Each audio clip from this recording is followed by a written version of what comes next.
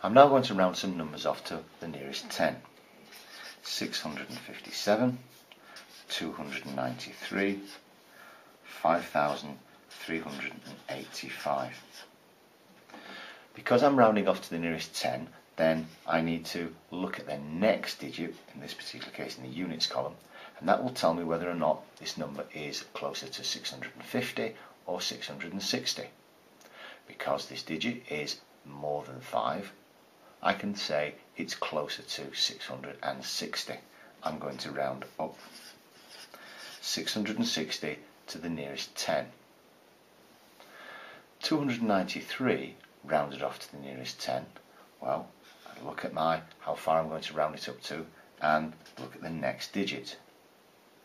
Because this number is less than 5, I can decide that it's actually closer to 290 and not the next 10, which would be 300.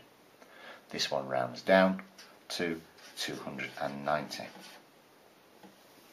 Here I've got 5,385. I'm going to round it off to the nearest 10. So this is how far I need to go, and then look at the next digit. In this particular case, it's 5. Now the way we use rounding off rules is if it's 5 or more, we round up.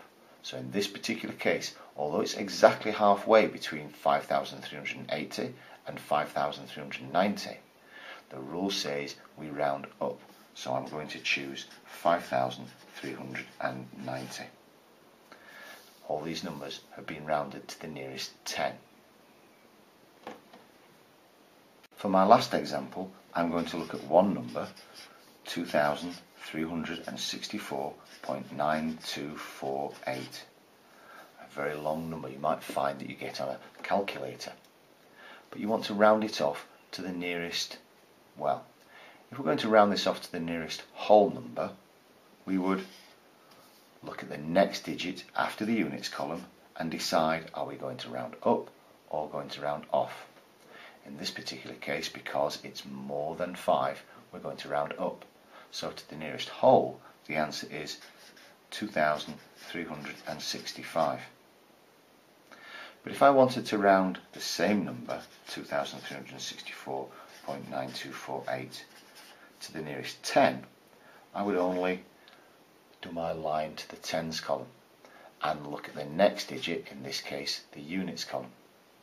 Now, because this digit is less than 5, I round off to 2,360. This is now the answer to the nearest 10. We're starting with the same number, but because we've rounded this one off to the nearest whole number, we get 2,365. Because this time we've rounded it off to the nearest 10, we get 2,360.